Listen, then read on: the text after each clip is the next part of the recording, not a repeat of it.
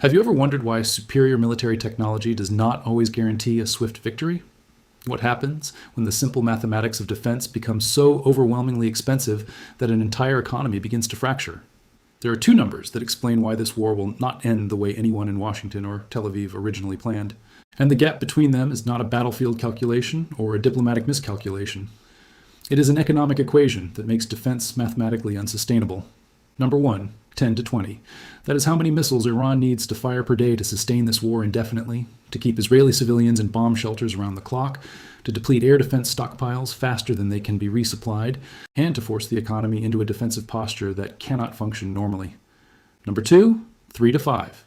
That is how many interceptor missiles Israel must fire at each incoming Iranian projectile to achieve a statistically acceptable probability of a successful intercept. 10 Iranian missiles per day require 30 to 50 Israeli interceptors per day at minimum. And Iran can manufacture those 10 missiles faster and cheaper than Israel can replace those 50 interceptors. Let that sink in for a moment. The war is not being fought on the question of who has superior technology or better trained forces. It is being fought on the question of who runs out of ammunition first while the other side is still firing.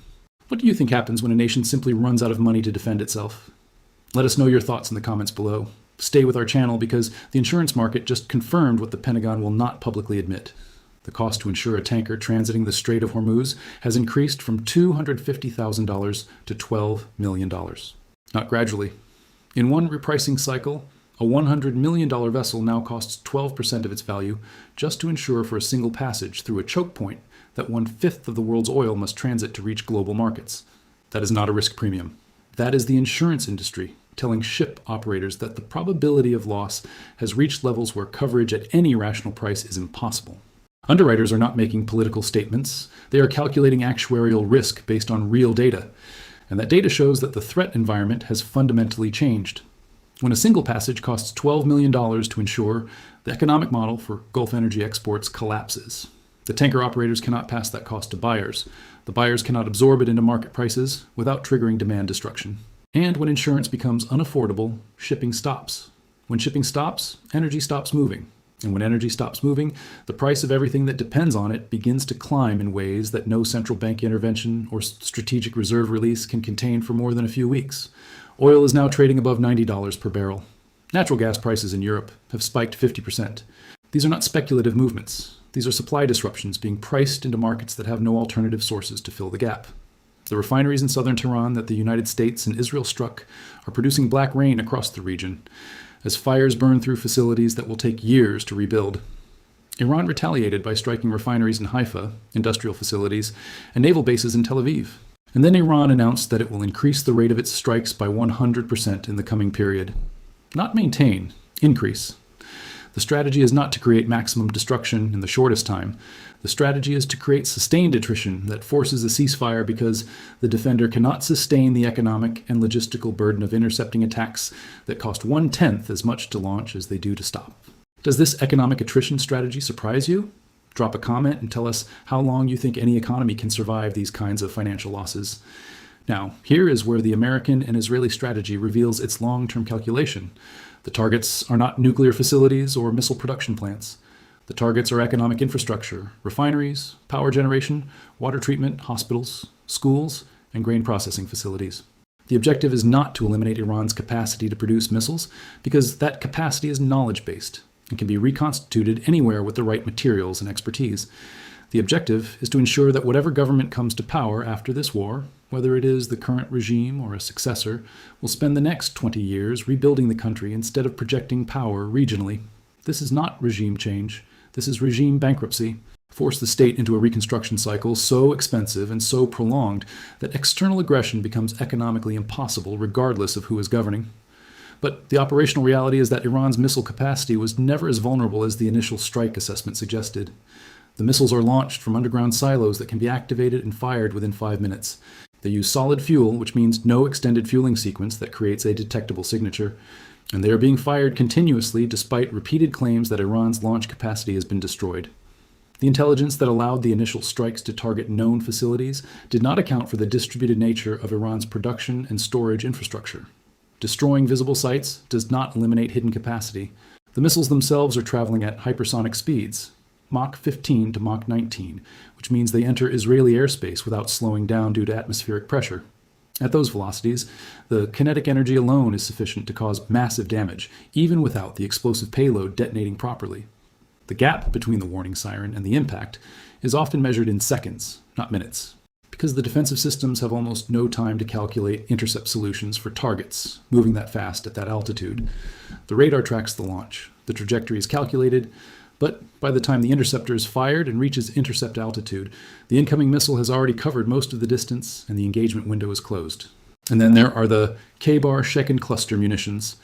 These are ballistic missiles carrying between 550 kilograms and 1,800 kilograms of explosive payload that open in space and disperse across a wide area. Each missile releases 25 to 80 submunitions, each containing between 1/2 of a kilogram and 1 kilogram of explosive. If the cluster munition is not intercepted in space, it becomes impossible to stop in the atmosphere because the defensive systems cannot engage dozens of individual submunitions simultaneously across a dispersed impact zone. This is the saturation problem at the munition level. Even if the primary missile is detected, even if interceptors are launched, the geometry of cluster dispersion creates targeting solutions that exceed the capacity of point defense systems to prosecute. Now, consider what this means for the United States military presence in the region. Satellite imagery shows that American bases have been extensively damaged or rendered inoperative. United States personnel stationed in Gulf cities, Dubai, Abu Dhabi, and Riyadh are being tracked by Iranian intelligence. That fact alone demonstrates that the United States cannot protect its own forces or its allies in the region to the standard that was promised when those defense contracts were signed and those basing agreements were negotiated. The air defense systems sold to Gulf states were not designed for prolonged attrition warfare or advanced drone saturation attacks. The confusion and system overload has already produced catastrophic friendly fire incidents. Kuwait just shot down 3 of its own fighter jets because the air defense network could not distinguish between incoming threats and friendly aircraft operating in the same airspace. Do you think the current defense networks are officially obsolete against hypersonic and cluster threats? Share your perspective in the comment section. And here is the vulnerability that should terrify every government from Riyadh to Abu Dhabi. The Gulf states obtain 95 to 100% of their fresh water from desalination plants. Every single one of those plants is within range of Iranian missiles. A sustained campaign against desalination infrastructure would render the Gulf states uninhabitable within weeks. Not strategically compromised, uninhabitable. The population cannot survive without water, and the water supply is entirely dependent on facilities that are fixed, visible, and vulnerable to the exact type of precision strike that Iran has been demonstrating continuously. These are not hardened military targets. These are civilian infrastructure facilities with minimal defensive protection. The economic cost of protecting them with air defense systems exceeds their economic value. That is not a military threat. That is an existential threat that cannot be defended against using interceptor missiles. Because the cost to attack is always lower than the cost to defend, and the attacker can choose the timing while the defender must maintain readiness indefinitely. One successful strike against a major desalination plant creates a water crisis that forces immediate evacuation or capitulation. Now shift to the Lebanese front because what is happening there reveals that this war was planned long before the initial strikes were launched. Israel prepositioned 100,000 to 110,000 reserve soldiers, logistical support, and ammunition along the Lebanese border months before the conflict escalated. That level of mobilization does not happen in response to an emerging crisis. That level of mobilization is the preparation for a planned operation. And when the Lebanese government declared Hezbollah illegal and issued arrest warrants for its members, and when Israel violated the previous ceasefire agreement, United Nations Security Council Resolution 1701, 15,000 times while killing 500 Lebanese civilians, Hezbollah interpreted that as an existential threat that required a military response. Now, Israeli air power is divided between Iran and Lebanon, which creates a strategic opportunity for Hezbollah to defend southern Lebanon and conduct counterattacks without facing the full weight of Israeli air superiority. And there are discussions inside the United States administration about a ground operation using Iraqi Kurdish forces rather than a full-scale invasion. But the geography makes that strategy impossible to execute.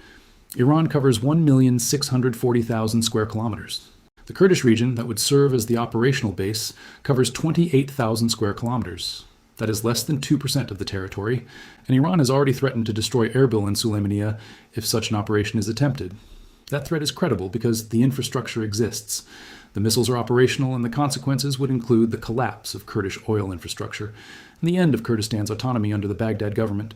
No Kurdish leadership will cooperate with an operation that results in the destruction of the region they govern. Here is what makes Iran's governance structure uniquely resilient to decapitation strikes. The system is horizontal, not vertical. When senior leaders are killed, the government does not collapse into a succession crisis. The Constitution mandates that the Assembly of Experts, an 88-member body, immediately convenes to select and confirm a new leader. Replacement appointments for critical military positions are pre-planned months in advance. When the large-scale assassinations occurred, the retaliatory strike plans were already on the table and were activated within seconds. Tel Aviv and American bases were hit simultaneously, demonstrating that there was no disruption in command authority, no delay in decision-making, and no operational hesitation. That reaction speed proves that the command structure has not been compromised and that the war can be sustained indefinitely regardless of individual casualties at the leadership level. If their command structure can recover in seconds, is a conventional victory even possible anymore? Let us know what you think down below. So, here's the full picture. Iran fires 10 to 20 missiles per day, forcing Israel to expend 30 to 50 interceptors per day. While insurance costs for Hormuz transit have increased from $250,000 to $12 million, oil is trading above $90. European gas prices are up 50%. American bases are extensively damaged. Gulf state air defenses just shot down 3 of their own jets. Desalination plants that provide 100% of the region's fresh water are within missile range. Israel has 110,000 troops on the Lebanese border for an operation that was planned months in advance. United States ground invasion plans rely on a Kurdish region that covers less than 2% of Iranian territory. And Iran's governance structure has demonstrated that assassinating leaders does not disrupt operations because replacements are pre-positioned and retaliatory plans are pre-approved and executed within seconds of a decapitation strike. The American and Israeli strategy is to bankrupt Iran by destroying economic infrastructure and forcing 20 years of reconstruction. The Iranian strategy is to sustain 10 to 20 missile strikes per day indefinitely, depleting defensive stockpiles, keeping civilians in shelters, and making the economic cost of defense higher than the political cost of negotiating a ceasefire. One side is trying to destroy the state's capacity to function. The other side is trying to make defending against attacks more expensive than the attacks themselves. And the insurance market, the oil market, the natural gas market, and the friendly fire incident in Kuwait are all confirming the same conclusion. The defender is losing the economic war, even if it is winning individual tactical engagements. So, what happens when the cost to insure a tanker is 12% of the vessel's value? What happens when desalination plants that provide 100% of fresh water are within range of missiles that travel at Mach 19 and release 80 submunitions that cannot be intercepted in the atmosphere? What happens when a ground invasion requires using a base that covers 2% of the target country's territory and the Kurdish leadership refuses to cooperate because cooperation means the destruction of their region? What happens when every assassination is answered within seconds by pre-planned retaliatory strikes because the replacements were already in position and the orders were already signed? The answer is not in any tactical assessment. The answer is in the mathematics of attrition and the economic sustainability of conflicts, where the cost to attack is 1/10 the cost to defend. The gap between the official narrative about destroying Iran's missile capacity and the reality of continuous strikes at hypersonic speeds is not a reporting delay. It is the gap between what was planned and what is actually happening on the ground. Who do you think is really winning this war of economic attrition? Sound off in the comments. To understand the full scope of this strategic paralysis, we must look beyond the immediate theater of operations and examine the structural collapse of the Western military-industrial model. For 7 decades, the prevailing doctrine assumed that technological superiority would always guarantee battlefield dominance. The United States and its allies invested trillions of dollars into developing exquisite, highly complex platforms.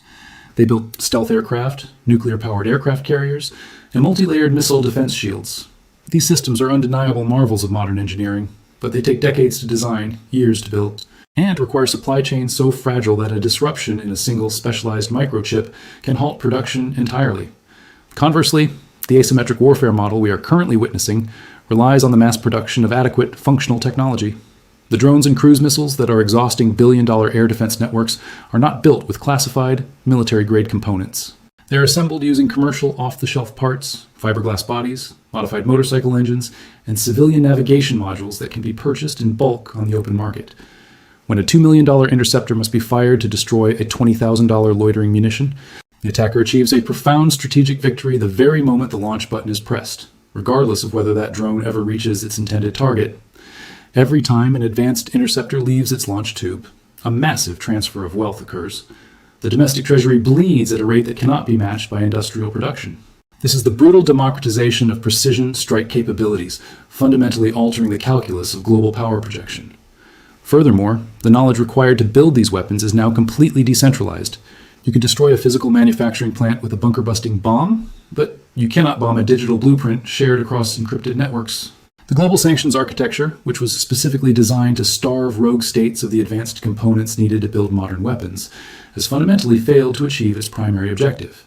Instead of halting production, these financial restrictions simply forced adversarial nations to develop resilient shadow supply chains that bypass the Western financial system entirely. They have created a dynamic, open-source warfare ecosystem where technological upgrades, tactical adjustments, and software patches are shared rapidly among allied proxy forces across the globe. This means the adversary is constantly iterating and improving its weapons at the rapid speed of commercial software development, while the traditional defense establishment remains trapped in a bureaucratic procurement cycle that often takes a full decade just to approve a new design concept. Are the days of the multi-billion-dollar stealth fighter officially over? Tell us in the comments if you think cheap drone swarms are the undeniable future of combat. This devastating military reality inevitably bleeds into the global financial architecture, rapidly accelerating the erosion of the unipolar world order. For half a century, the core pillar of global economic stability has been the security guarantee provided to energy-producing nations in the Middle East. The unwritten historical agreement was remarkably simple. The West provides an impenetrable security umbrella, and in return, the Gulf states price their vital energy exports exclusively in dollars and reinvest their massive surpluses back into Western financial markets. But, as the mathematics of attrition have already established, that security umbrella is currently leaking heavily. If the sophisticated air defense systems sold to these nations cannot protect their most vital infrastructure, such as the massive desalination plants that provide nearly 100% of their civilian drinking water, then the foundational security guarantee is effectively voided. And when the security guarantee is voided, the long-standing diplomatic and financial alignments immediately begin to fracture. We are already seeing the early, undeniable tremors of this monumental shift as major global energy producers begin to actively hedge their strategic bets. They are increasingly engaging in bilateral trade agreements that are settled in local currencies, rather than the traditional dollar. They are looking outward toward alternative economic blocs because they recognize the stark reality that the traditional superpower can no longer unilaterally dictate the security environment of their region. The economic fallout of failing to secure vital maritime choke points will cascade through every sector of the global economy. If $12 million is the new baseline cost to safely cross one critical strait, the entire framework of globalized, just-in-time shipping begins to unravel. The ultimate casualty of this unfolding conflict will not be a specific governing regime or particular stretch of contested territory. The ultimate casualty is the very concept of conventional military deterrence itself. The realization has fully dawned on military planners worldwide that a smaller, economically isolated state can indefinitely paralyze a vastly superior conventional force simply by turning the raw mathematics of economic attrition against them. We are collectively watching the sunset of an era where massive aircraft carriers and billion-dollar stealth fighter wings could project uncontested global power. In the 21st century, true geopolitical power is no longer defined by who possesses the most advanced radar systems or the most expensive aircraft fleet. It is ultimately defined by who can sustain the supply chain of cheap, expendable munitions the longest, and who possesses the deep societal resilience to absorb the brutal economic shockwaves of a prolonged, grinding war of attrition. The fundamental rules of global conflict have been permanently rewritten, and the nations still blindly clinging to the old paradigm are mathematically destined to bankrupt themselves, trying to fight a war that simply no longer exists. How do you see this economic warfare reshaping the global order over the next 10 years? Leave your predictions in the comments below, and if you found this analysis eye-opening, make sure to like and subscribe for more deep dives.